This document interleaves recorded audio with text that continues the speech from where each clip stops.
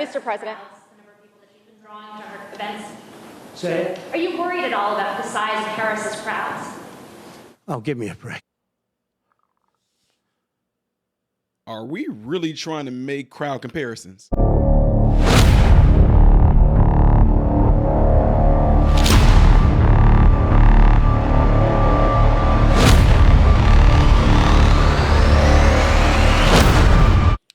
What's going on, everybody? Hope you guys are all doing well. Welcome to the channel, Modern Renaissance Man. I am Ty Smith. I appreciate you guys taking time out of your day or your evening, depending on what time you're watching this and what side of the pond you fall on, to view my content. Make sure you follow me on all the platforms you see above and below, and clicking this right here will allow my content to consistently be recommended to you if you like these type of videos. Last but not least, double check to make sure that you still are subscribed to the channel, because YouTube will unsubscribe you from the channel. All right. So, ladies and gentlemen, y'all know it's been a lot of things that's been buzzing with Kamala Harris, and everybody is calling it, and I'm not going to say everybody, that's just a figure of speech, but a lot of people that's been around this world and been around this thing called politics are calling this nothing more than a honeymoon phase. Like, once all the excitement and everything dies down, you're going to have to come back to reality. It's like, you know, if y'all never seen that show, what is it? Married at First Sight and Love is Blind, which is my wife's favorite shows, whatever like that she watches on Netflix. I watch it with her too. It's pretty cool. But they go through this phase where everybody's just so excited. Trust me, I've been married 23 years. Trust me when I tell you, there is a honeymoon phase. And then it's like, whoo, reality hits. Not to say that things are going to be bad, but you really get to find out who this person really is. And you might find out within that time period, you might not like them. As you can see, 23 years of being married to my wife, I like her. She likes me. So anyway, that being said, Trump got asked a question about Kamala Harris when it comes to crowd size. Check. Mr. President. The number of people that she's been drawing to her events. Say it. Are you worried at all about the size of Harris's crowds? Oh, give me a break. Listen, I had 107,000 people in New Jersey. You didn't report it. I'm so glad you asked. What did she have yesterday? 2,000 people? If I ever had 2,000 people, you'd say my campaign is finished. It's so dishonest, the press. And here's a great example. I had in Michigan recently 25,000 people, and 25,000 people we just couldn't get them in. We had in Harrisburg 25,000 people, and 20,000 people couldn't get in. We had so many. Nobody ever mentions that. When she gets 1,500 people, and I saw it yesterday on ABC, where they said, oh, the crowd was so big. I have 10 times, 20 times, 30 times the crowd size. And no, they never say the crowd was big. That's why I'm always saying turn around the cameras. I'm so glad you asked that. I think it's so terrible when you say, well, she has 1,500 people, 1,000 people, and they talk about, oh, the enthusiasm. Let me tell you, we have the enthusiasm. The Republican Party, and me as a candidate, but the Republican Party has the enthusiasm because people want to see crime stopped. They want to see a country that's respected. Think of it. If I were president, you wouldn't have Russia and Ukraine, where it never happened, zero chance. You wouldn't have had October 7th of Israel. You wouldn't have the horrible withdrawal. And I don't mean the withdrawal, because the withdrawal was fine. I was ready to withdraw from Afghanistan, and we were going to do it with dignity and strength. And we were keeping our equipment. We weren't leaving $85 billion worth of equipment behind. And we wouldn't have had 13 great soldiers. I know the families of those soldiers well. We wouldn't have had these soldiers killed. And we wouldn't have had 45 soldiers obliterated. No legs, no arms, the face. None of that would have happened. And you wouldn't have had inflation. You wouldn't have had any inflation, because inflation was caused by their bad energy problems. Now they've gone back to the Trump thing because they need the votes. I don't know if you know, they're drilling now because they had to go back because gasoline was going up to $7, $8, $9 a barrel. So they said, we better do what Trump. But the day after the election, if they won, you're going to have fuel prices go through the roof. Everybody's going to be forced to buy an electric car, which they're not going to do because they don't want that. It's got a great market. It's got a market. It's really a sub-market. People want gasoline-propelled cars. They want hybrids. They want to have everything, and they want electric. But they want everybody to have an electric car. We don't have enough electricity. We couldn't make enough electricity for that. And you know what else? The weight of a car, the weight of a truck. They want all trucks to be electric. little things that a lot of people don't talk about. The weight of a truck is 2.5 times heavier. You would have to rebuild every bridge in this country if you were going to do this ridiculous policy. So, but on crowd size, in history, for any country, nobody's had crowds like I have, and you know that.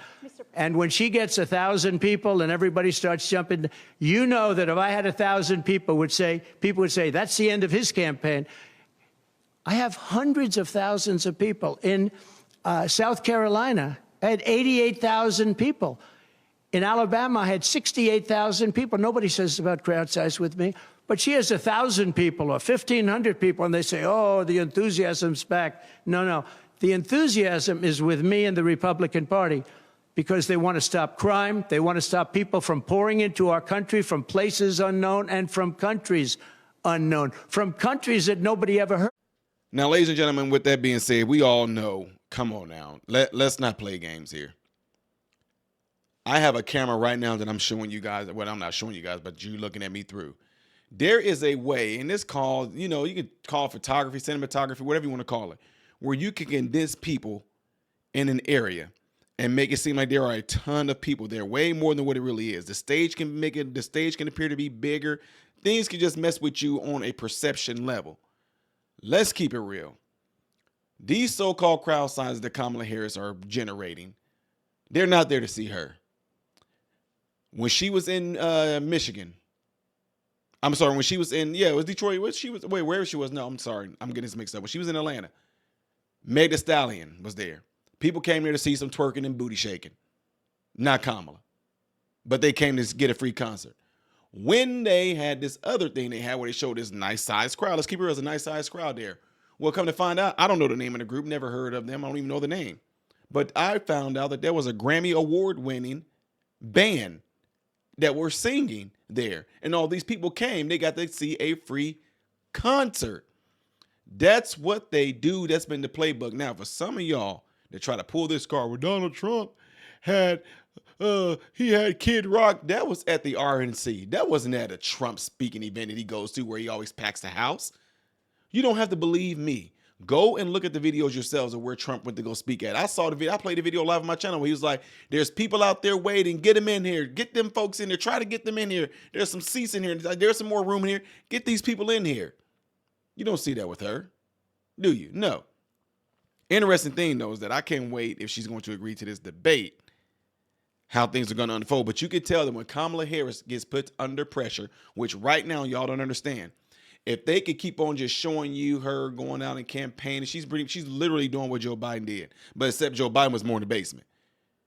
They are getting you guys pumped up off of TV. You are getting pumped up of what they're showing you on TV. They're giving you and trying to tell you what the reality is when it's not reality.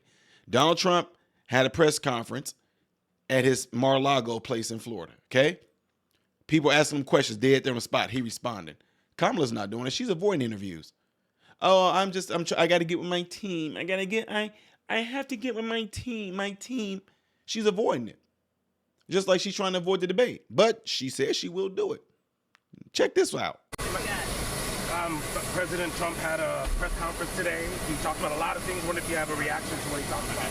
Well, I'm glad that he's finally agreed to a debate on September 10th. I'm looking forward to it, and hope he shows up. Are you open to more debates? I am happy to have that conversation about an additional debate for after September 10th, for sure. He proposed two more debates. Like I said, happy to have that conversation. Why do you think he pulled out of the debate? I am beyond trying to speculate about how he thinks. What else? Can you comment on some of his other criticisms? He made a whole litany of them today.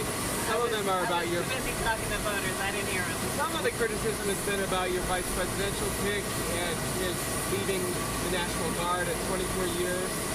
Vance said that he deserted his own troops for his own colleagues. What's your take on that?